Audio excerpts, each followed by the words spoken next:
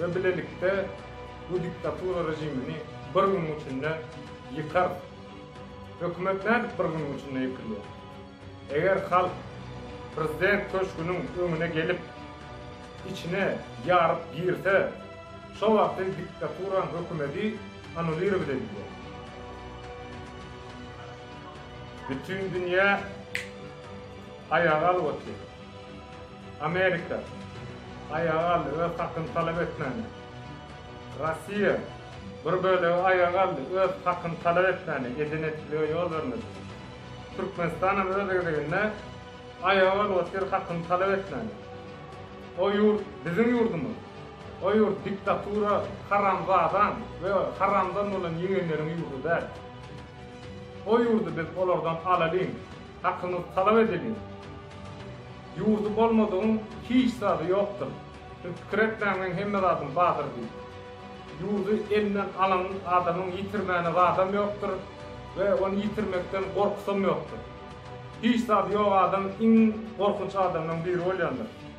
Şoň üçin halk yığınanın o diktaturanın yok edelim.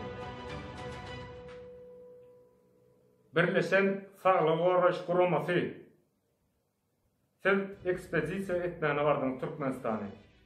Hani sizin koyun neticeleriniz nerede? Hani sizin eden barlaqlarınız nerede? Siz nire elseler şotak gittiniz. Siz bu oynayan tiyatrın bir artistler oldunuz. Siz samolyotdan düşen vaktiniz siz satın alırlar. Siz ne için avtonomlu olup test etmediniz?